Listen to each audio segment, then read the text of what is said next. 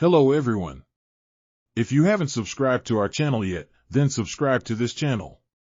The life and tradition of Oscar Wilde, brought into the world on October 16, 1854, in Dublin, Ireland, stays perhaps of the most celebrated and disputable figure in English writing. Known for his sharp mind, colorful style, and puncturing social discourse, Wilde's life was pretty much as emotional and intricate as his works. From his initial a long time in Ireland to his ascent and fall in London society, Wilde's process is an entrancing investigation of virtuoso, imagination, and the human soul. Early life. Oscar Fingal O'Flaherty Wills Wilde was brought into the world to Sir William Wilde, a conspicuous specialist, and woman Jane Wilde, a writer and patriot. Wilde's folks were powerful figures in Dublin's scholarly and social circles, and their house was a center for specialists, essayists, and masterminds. This invigorating climate without a doubt molded Wilde's initial scholarly turn of events and cultivated his adoration for writing and human expression.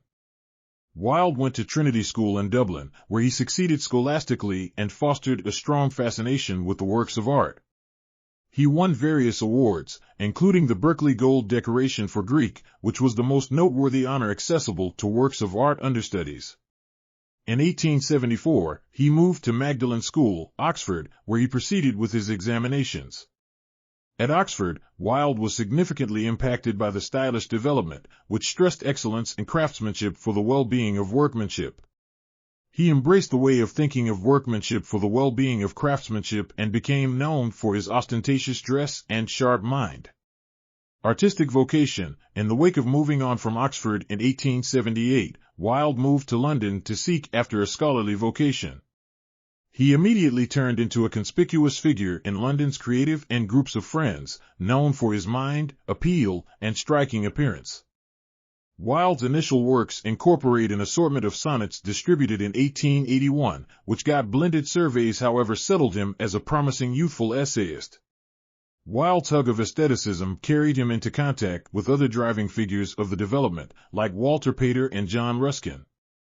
He turned into a representative for aestheticism, conveying addresses across the U.S. and Canada in 1882.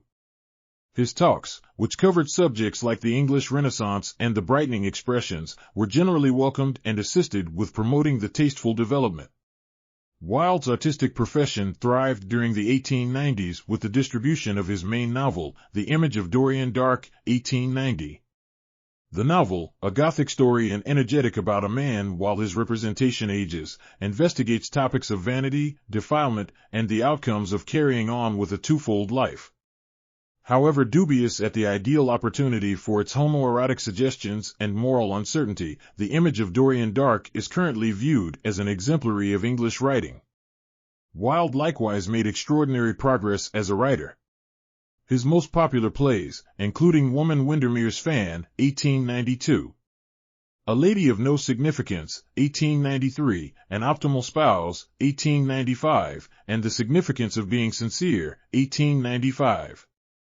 are praised for their clever discourse, mocking social critique, and deft treatment of ridiculous circumstances.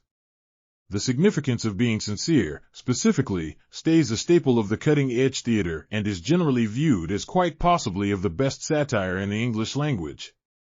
Individual life. Wilde's own life was pretty much as bright and whimsical as his scholarly works.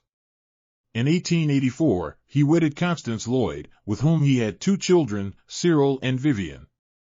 Regardless of his marriage, Wilde's heartfelt advantages progressively turned towards men, especially young fellows from the creative and artistic circles he regularly visited.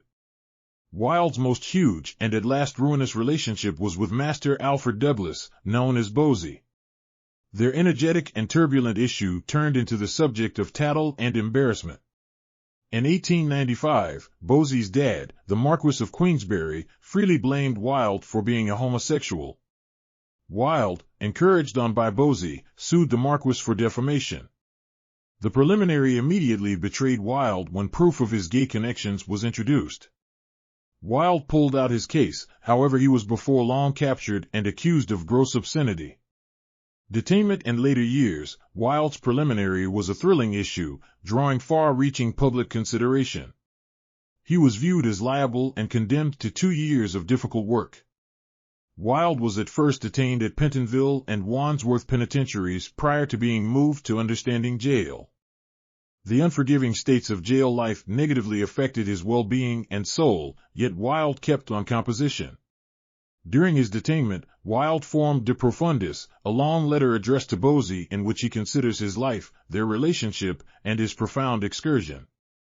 The letter is a strong and powerful investigation of misery, pardoning, and reclamation.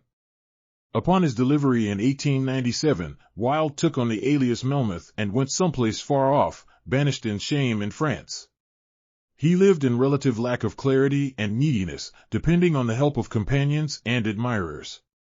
In 1898, he distributed the ditty of Understanding Jail, a wonderful reflection on the severe real factors of jail life and the more extensive treacheries of the reformatory framework. The sonnet got basic approval and is viewed as quite possibly of his best work. Demise and inheritance. Oscar Wilde passed on from meningitis on November 30, 1900, at 46 years old. He was covered in the Cimetière de Bagnoux outside Paris, however his remaining parts were subsequently moved to the more popular Père Lachaise burial ground in Paris, where his burial place, planned by the stone worker Jacob Epstein, has turned into a position of journey for admirers. Wilde's heritage has persevered and developed throughout the long term. His works keep on being perused, performed, and considered, and his mind and astuteness stay compelling in writing and mainstream society. Wilde is praised for his scholarly accomplishments as well as for his boldness in living legitimately in a general public that censored his sexuality. Lately, Wilde has been perceived as a saint for LGBTQ+ freedoms, and his biography fills in as a strong sign of the human expense of bias and narrow-mindedness. His composition, portrayed by its splendor, humor, and humankind, guarantees that Oscar Wilde stays a fundamental and dearest figure in the scholarly group. Thank you for watching.